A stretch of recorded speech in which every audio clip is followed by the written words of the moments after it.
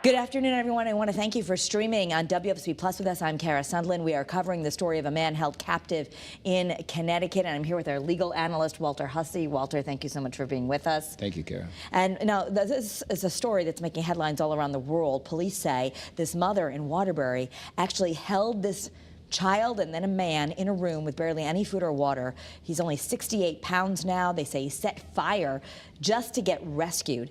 And Eyewitness News reporter Sam Smink is reporting live on the case as the stepmother arrived in court today. I believe we're going to be able to go out to Sam in a moment. There she is. Sam, I just want to check in with you first and find out an update as to this case and just how wild it has been to hear this information.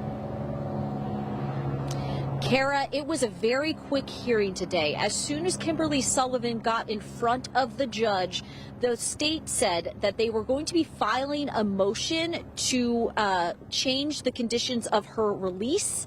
And because by law the defense has about 48 hours to respond to that motion, the judge said he would be moving today's hearing to Friday. Now, her attorney did ask if the judge wanted them to enter a not guilty plea today. The judge said he's going to deal with all of that on Friday. So the next steps is the state plans to find that motion to modify conditions of release. Right now, Kimberly Sullivan is out on bond with no conditions. We talked to her attorney, her defense attorney, outside court today and asked him what we thought those new conditions of release would be. He said he believed the state would be asking for some sort of electronic monitoring system or some kind of supervision, but he wasn't entirely sure, so he didn't want to speak ahead of himself. So all the big things are going to happen now on Friday, and we'll hear more about those new conditions that the state is looking for, and as well as the defense's response to them.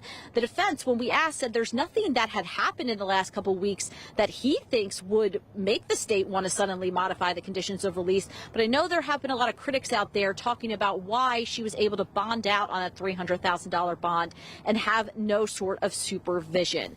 Now, there were a lot of people at court today. There was media from across the nation, we even had somebody from Germany here today, and we also had some family members of the young man who is currently in some sort of rehabilitative hospital. When we spoke to State Representative Joe Paletta last week, he said he was told that the boy would be staying in a hospital for at least a year while he physically recovers, and then there'll be some sort of, mental work, psychological work. Remember, he was only 68 pounds when he was found, and he's 32 years old. So the other people at the court today were his biological mother and his half-sister. His biological mother has told us previously that she gave up custody of the boy at 6 months old to his father, who we know also lived in the home with Kimberly Sullivan until about January 2024, when police say the father passed away. Now, in the arrest warrant for Kimberly Sullivan, the boy puts a lot of the blame on the stepmother. He did say his father would allow him out of the room sometimes, but that when his father passed away, it got significantly worse, and he was put into this 8x9 room for 22 to 24 hours a day. He said sometimes he remembers drinking from the toilet because he only got about 2 cups of water a day. He said he only got about 2 sandwiches a day, so that's obviously why we're seeing that 68 pounds that police say that was the condition he was in. Now, speaking to the biological mother outside of court, she says, obviously in the beginning when she gave up custody, she wasn't allowed any contact with him. But then as he got older and he turned 18, she wanted to do something, potentially find him. She couldn't find him in any records at all. We heard the same thing from his half-sister. And we do know that there doesn't seem to be any sort of court trace, any sort of social media trace of this young man. So it stands to reason that it was very hard for them to potentially find him. She says that she hopes Kimberly Sullivan obviously pays for these alleged crimes, but she also hopes that the 2 half-sisters in the home, Kimberly's daughters, along with this young man's father, she hopes that they end up facing charges too, because remember, they were in the home for their whole lives, and we don't know where they are right now, and we have asked Waterbury police if they will be facing charges, and all Waterbury police will tell us right now is that this is currently under investigation and they are still talking to people. Now, the half-sister at court that we mentioned today, she is the daughter of this young man's biological mother, but she has a different father. She says she did an exhaustive search when he turned 18 to try to find him. She said there were some conditions because there was an adoption involved, and she said she wasn't able to do anything until he was 18. She searched court records. She searched 23andMe, Ancestry.com, and could just not find anything about him. And at the time, she did not have his address, so she didn't know where he was staying. She says she has not been able to have any contact with him since the police took over this case. The biological mother said the same thing. The half-sister and the biological mother just want this young man to know that they are thinking about him and they hope to reunite with him in the near future. As for the boy, like we said, he is in a medical facility right now, and I was just over at Waterbury probate court, and it looks like a conservatorship has been filed in his name, meaning that somebody has taken over his estate and his health care and all of that. It's an involuntary conservatorship, which means that he does not have the capacity to make decisions on his own. As we mentioned at the beginning of this live report, Kimberly Sullivan will be back in court on Friday, and we anticipate hearing more about the case then. She is expected to make a not guilty plea. For now, reporting in Waterbury, Sam Smink, Channel 3 Eyewitness News. All right, Sam, I'm going to bring in Walter Hussey in a moment to go over all of these legal avenues and what's going to happen next. But I'm curious, given that people were able to see her in the flesh, any emotion, any look that this woman gave, Kimberly Sullivan, as people are wondering, how could any human being do this to another human? She said absolutely nothing walking into court, absolutely nothing walking out of court. And there were several of us reporters, me and Dylan Fearon, asking her questions. We asked her if she had anything to say to her stepson. Dylan repeatedly asked her why her stepson was only 68 pounds when he was found. Now, remember, her and her attorney have said that they are not guilty and that she has not done anything. But the big question, as Dylan mentioned, well, then why was he 68 pounds when he is 32 years old? She looked exactly as she did in the mugshot that we've all seen by now, exact same way. She kept a straight face the entire time. It seemed in court that she was with some sort of family member. That family member did not speak as well, but she got into the court. She got out. There was a car that picked her up and dropped her off right in front of the court. She was protected by her attorney. She did not say anything at all. She didn't even say anything to the judge. Okay. Now, on Friday, she will obviously have to verbally enter some sort of plea. Sam Smink, thank you so much for reporting live. As these new information comes out, it's certainly a case that, as you mentioned, cameras from all over the world are bringing the story. Sam, we appreciate you being there. I know we'll join everyone and the whole team back here for Eyewitness News at 4. But I want to bring in Walter Hussey, who is a defense attorney by trade, also our legal analyst in this case. But I got to say, this would be, given the warrant that we've seen, I'm not an attorney, but the warrant and the locks on the doors and all of the evidence of this man being 68 pounds, it seems like a tough case to defend. Oh, yeah, for sure. I mean, you're not wrong. You don't have to be an attorney to look at the facts of this case and be disturbed. Yeah, I mean, this is, the police have said this is one of the most horrific cases they have ever seen. What is the path now? I guess we're not going to have an arraignment until Friday. There's some sort of different condition, perhaps, for her bond. Do you think we're going to see electronic monitoring or other things? Yeah, ironically, it could be house arrest. I mean, that's one of the possibilities. So either the state or, obviously in this case, it would be the state. They're moving for the change of condition. So they want probably a GPS, which would be an ankle bracelet to monitor her movements, and it could be house arrest. Mm-hmm. I think a lot of people have a wondering of not only how could someone do this to someone else, but how did nobody know? And whether it be neighbors or now the half-sister who is coming forward saying that she wants the other half-sisters to be charged. There were people in that house. Other people had to have known. What do you think about that? I think you got to start from the beginning. I think he was 10 years old. He's 32 now, so 22 years. No one's known of his existence. And if you want to start with his family, he had a mother, he had half-sisters. You know, I had a mother at one point, I had sisters and brothers. If I hadn't seen them or I didn't know where they were, I would think I would make some effort to try to find them. Maybe they did and we don't know about it, but I mean, think about it. He was in Waterbury the whole time. And it gets worse, though. I mean, no one accounted for him in the school system. He just fell through the cracks. And like you say, it's not up to a neighbor to see what's going on next door, but you think if someone had actually seen something, they would call the police, and they say they didn't see a thing. So Right. that's incredible. Yeah, we did have a report earlier of a neighbor saying that she tried to wonder if this thought of a boy living in that house was just an old memory of hers when she was a kid, or the mother saying, and we have no way to prove if this is accurate, that she reached out many, many times trying to access her son with the father. It appears that once the father died, this is what they're saying, it got worse for this man, who then set fire to try and get himself out. But as all of this goes forward, let's talk about like what she could face if there is a trial and not a plea agreement. I mean, this is we've got a long list of charges, including kidnapping and reckless endangerment, all of these things.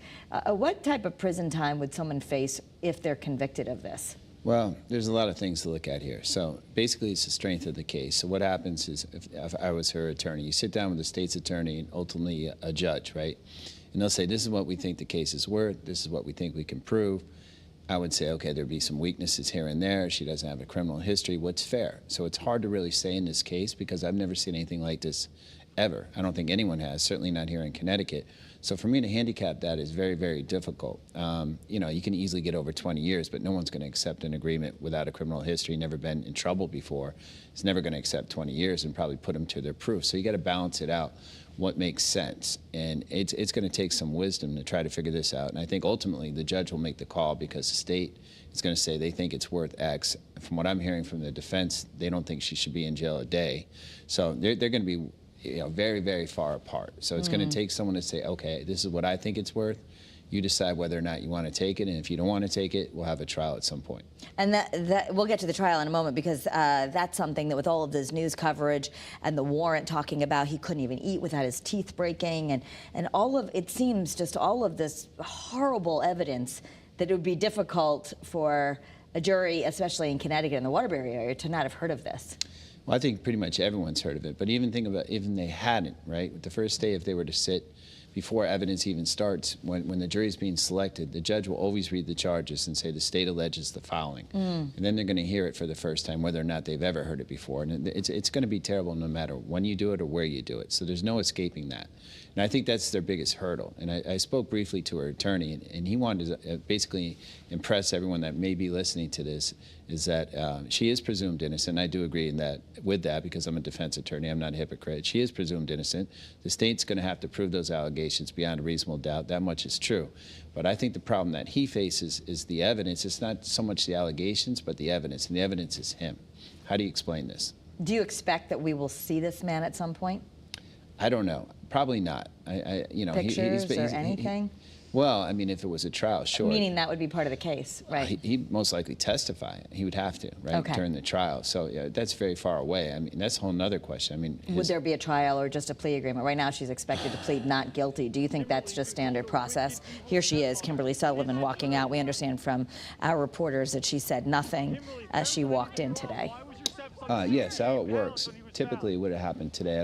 They're going to delay it to Friday because obviously they want to put some more restrictions on her freedom and movement. But as you can see, her attorney, he's going to plead not guilty with a jury election, and that's going to get the mechanism started. So is there, a lot of people are saying, how with charges this serious to the layperson, how is she not behind bars right now? Is that because, again, innocent until proven guilty, and there isn't a criminal record? Well, that's part of it. I mean, the presumption of innocence attaches to everybody. It doesn't matter what you do or what you're accused of. It doesn't matter how heinous the crime is, right? But bond is a different situation. So there's different factors that go into it. Whether or not you have a criminal history is a big one, what the charges are, how significant they are, whether or not you have the means to leave the country.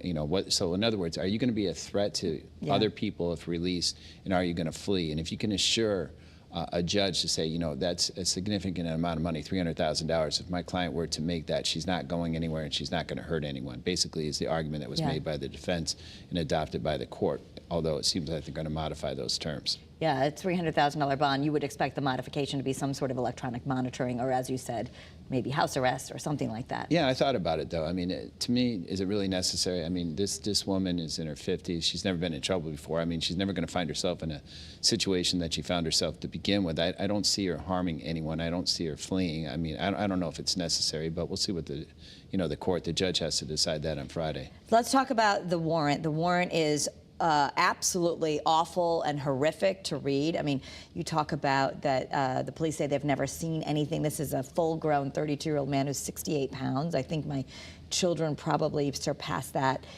early in elementary school, maybe third, fourth grade. So here's a man that his teeth would crumble when he eats. All of these horrible things, locks on the door, and yet there were other people in the home. So 2 questions. What do you think about the warrant and this wild evidence? And then would other people face charges in this case? Okay, with the warrant, it's not evidence yet. That's just allegations, right? So, I mean, that's part of the problem because this lady and her attorney are behind the 8 ball because the allegations are so horrific. Keep in mind, they got to prove each and every allegation, right? I imagine they took pictures if these things really exist. Yeah, I imagine they do too, but we don't know that, right? Right. So that's the allegation. So we'll see if they can prove it. With the family members, that's an interesting question. I really don't know. I know that law enforcement is considering it. So, I mean, that would be the state's attorney, it would be the police, the detectives involved. And I think they have to make a decision, a command decision. What do we do? I mean, should they be charged? I think theoretically they could be. There could be a conspiracy. But who knows? Maybe they'll need those people to cooperate in building a case. So, I mean, it's really up to them. I don't know if it's really necessary at this point. I could see why family members would want that to happen. But you could ask the same question, where were they for the last 20 years, too?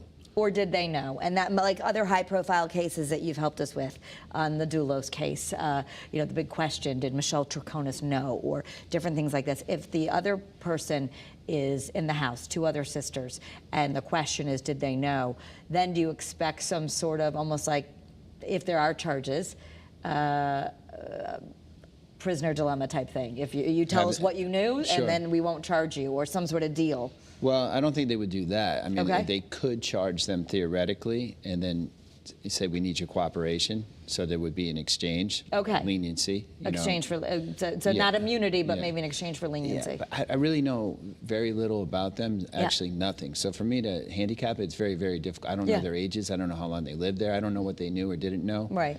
But theoretically, yes, a conspiracy is nothing more than an agreement between 2 or more people, and someone actually acts upon that agreement, right? So it could be Mrs. Sullivan having a conspiracy with the 2 daughters, right? All right, you keep this quiet, we'll keep them locked in here. Simplistically, that would be a conspiracy in that type of scenario. So there is talk at the Capitol that maybe laws need to change. We know that DCF, after 5 years, I guess, destroys records if there's no other problems. We know that there were people who went to the house to check on him, and the stepmother basically was like, everything's good, and they were pretty antagonistic, and then somehow there weren't more visits or more things. And I know everyone wants to rush to figure this out, but in your experience, do you think that things need to change for ways to have some fail-safes for something like this? Well, that's a good question. Obviously, someone failed this young man. I mean, obviously the family failed him, I mean, first and foremost. But I mean, when you're talking about the government, whether it's education, whether it's DCF, whether or not it's police, they have limitations. And believe me, they're taxed, and they do the best they can. In my experience, and it's not easy. There's so many kids in Waterbury, in Hartford, in the state of Connecticut that are being neglected, sad to say. It's not easy, and that's a really tough job to begin with. And if you assume, my guess is they assume that this child would be okay being homeschooled, and they had no reason to believe otherwise. And I really don't have any other information to know that. I mean, if they went out and everything's okay, and he was still fine 22 years ago, they might have just said fine. Yeah. As we look and we see this woman, Kimberly Sullivan, who has said nothing, who I guess according to her attorney, there's going to be, they say she didn't do anything. I agree with you that might be hard to prove. Well, keep in mind, he doesn't have to prove anything. Yeah, the state has to prove it, right? It is a presumption of innocence, and right, that is the great thing, as she said. why we live in America, but we've got charged assault in the first degree, kidnapping in the second degree, unlawful restraint in the first degree, cruelty to persons, reckless endangerment in the first degree. I understand that maybe she didn't have a criminal record, at least that we know of right now, but you have to be a very sick person to do any of these things for this long to another human being. And apparently the father has now passed away. How does that factor into it, that the father was there? And I don't know if things got worse after he passed away, is what these other family members seem to accuse. But either way, he was there the whole time too. Yeah, well, that's baffling. But if I don't know, maybe they want to blame him. I said this before, like he's a Svengali and cast a spell over everyone in that house, and this is how we're going to treat my son, come hell or high water. I mean, maybe that's part of it, but once he passes away, they're all free, right? If that was the case, and then you would think at that point in time, it's like, okay, I'm going to expose this, I'm going to bring it to light. Maybe that happened, and maybe she said, maybe I can't because it's so bad at that point. How do you explain it? I don't know. I'm speculating completely. We're all speculating at this point. It's just such a horrific case. And you said yourself, and I know you've covered a lot of horrific cases, you haven't seen anything to the level of this abuse.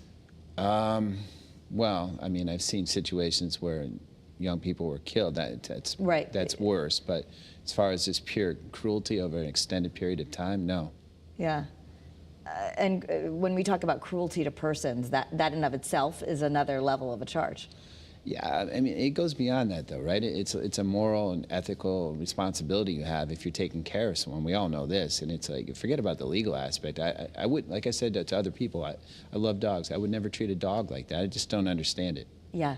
Yeah, it's an absolutely horrific case. So as we come to the end of our time together here, what do you want people to understand looking forward legally from that perspective? Well, what do you expect? Do you think there'll be a trial?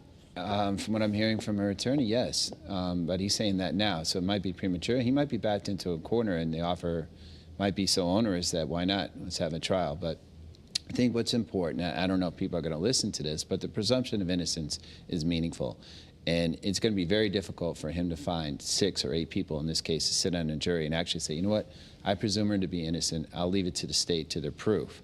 And I don't know if you can find those people, but I would be a hypocrite to say otherwise because I rely on that same presumption for my clients. And I want to believe if you sit on my jury that you can actually presume the person sitting next to me is innocent. That's meaningful. And it doesn't mean anything unless you believe it. And for someone to believe it, they kind of have to disregard what they're hearing here today and what they've seen in the news. And that's going to be very, very difficult. Do you expect that we'll hear her speak in any way, or it's just Friday's enter a plea and again, mum's the word from the defense? Yeah, she's not going to say a word. Okay. The attorney will do all the talking. Interesting. So also, let me just ask you this. The mother who's come forward saying she tried so many times to find her child, I think it's a little hazy as to why the mother was not involved in the life. But is she a part of this case at all, given that she was the biological mother and even if at some point had some relationship or responsibility for this child? Well, I don't see the nexus, but I mean, obviously she knows what happened. Something happened where she lost custody one way or another. Either she agreed to it or it was a court order. But she could have, I guess she was saying she tried so many times to reach out to the father and they didn't, but there's other ways to go. I guess that's what, it gets a little hazy for people. If she was reaching out to the father and he didn't want anything to do with her, there would be maybe other ways of going around this. Well, you're a mother, right? Right. I mean, how would you feel? Right.